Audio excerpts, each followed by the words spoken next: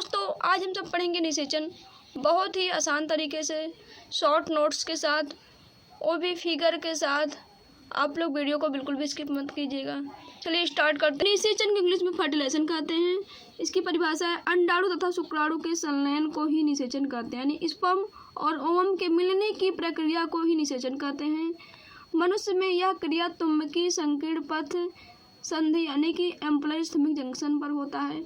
हमने जब मादा जननांग पढ़ाया था, यानी मादा का आंतरिक जननांग, तो उसमें हमने बताया था कि फैलोपियन नलिका का एम्ब्रियोस्टोमिक जंक्शन कहाँ पे होता है, और वही निषेचन स्थल है। चलिए हम लोग फिगर में देखते हैं। ए है एम्पुला फैलोपियन नलिका में, और ए है एस्थमस, दोनों का जंक्शन इसे कहते हैं एम्ब्रियोस्टोमिक जंक्शन। चलिए आगे चलते हैं।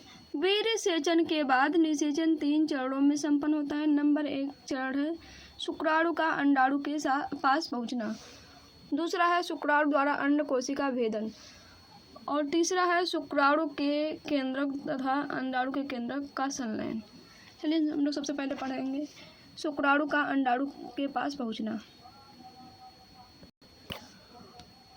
उससे पहले हम लोग जानेंगे वीर्य सेचन क्या होता है। पुरुष द्वारा संभोग के समय वीर्य स्त्री के योनि में स्खलित की प्रक्रिया को वीर्य सेचन कहते हैं। जब पुरुष वीर्य को स्त्री की योनि में निकालते हैं, इस प्रक्रिया को कहते हैं वीर्य सेचन। और दूसरा टर्म है अंडोत्सर्ग अवस्था में अंडाणु एम्ब्रियोस्टोमिक जंक्शन पर आ जाते हैं, यानी जब अंडोत्सर्ग अवस्था होती है उस टाइम जो अंडाणु है एम्ब्रियोस्टोमिक जंक्शन पे आए रहते हैं और वीर्य सेचन की प्रक्रिया होती है। उसके बाद शुक्राणु तेजी से अंडवाहिनी में, अंडवाहिनी कहें या डिंब वाहिनी कहें या फैलोपियन नलिका कहें, उसमें प्रवेश करता है, वो भी लगभग सैकड़ों की संख्या में।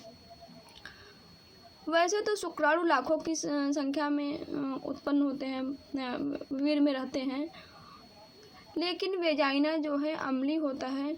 अम्लीय होने के कारण कुछ स्पर्म जो है, कुछ शुक्राणु वेजाइना में ही नष्ट हो जाते हैं। बस सैकड़ों की संख्या में ही अंडवाहिनी में प्रवेश करते हैं, लेकिन भेदन केवल एक ही करेगा।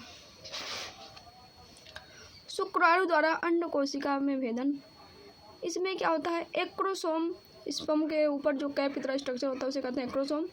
एक्रोसोम में हाइलोरोनिडेज एंजाइम पाया जाता है। यही हाइलोरोनिडेज एंजाइम कोरोना रेडिएटा को भेदता है, और उसके बाद उसमें एक्रोसिन एंजाइम पाया जाता है जो कि जोना पेलुसिडा को भेदता है, और जोना पेलुसिडा को भेदने के बाद यह केंद्रक के अंदर प्रवेश कर जाता है। और जैसे ही जोना पेलुसिडा को भेदता है तो उसमें कॉर्टिकल प्रतिक्रिया होती है, और कॉर्टिकल प्रतिक्रिया होने के कारण जो जोना पेलुसिडा है और भी थिक लेयर बन जाता है और पॉलीस्पर्मी रुक जाता है। पॉलीस्पर्मी रुकना का मतलब कि कोई दूसरा स्पर्म उसके अंदर प्रवेश नहीं कर सकता है, क्योंकि उसमें एक स्पर्म का केंद्रक प्रवेश कर चुका है।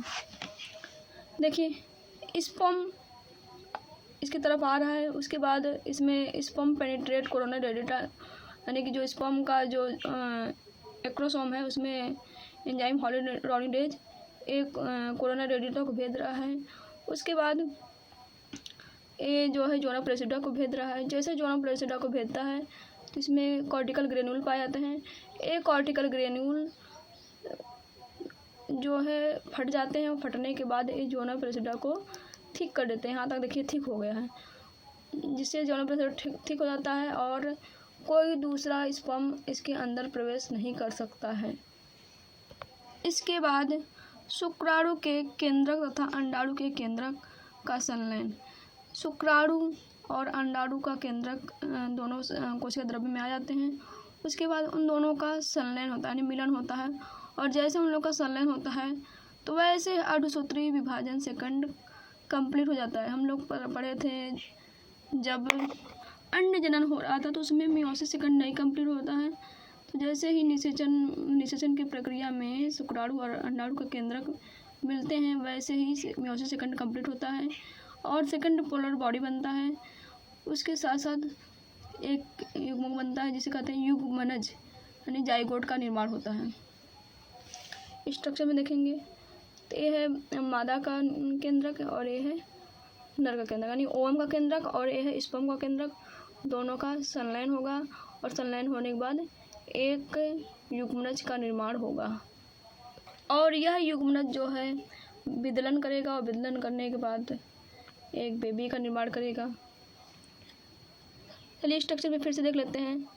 कोरोना रेडिएटा को भेद रहा है। कोरोना रेडिएटा को भेदने के बाद कोरोना रेडिएटा का होता है जो ओवम होता है उसकी पहली झिल्ली को कोरोना रेडिएटा कहते हैं, दूसरी झिल्ली को जोना प्रेसिडा कहते हैं और तीसरी झिल्ली को वाइटलेराइन मेम्ब्रेन कहते हैं।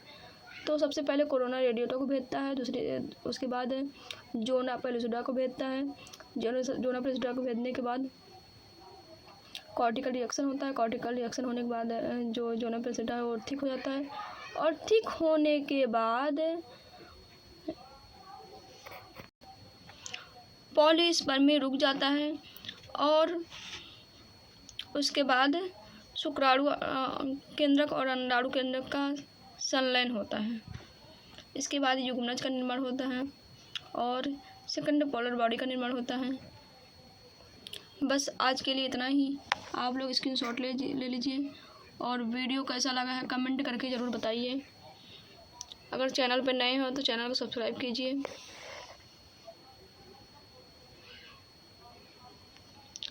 आप लोग वीडियो को शेयर नहीं करते हैं, प्लीज़ शेयर भी कीजिए।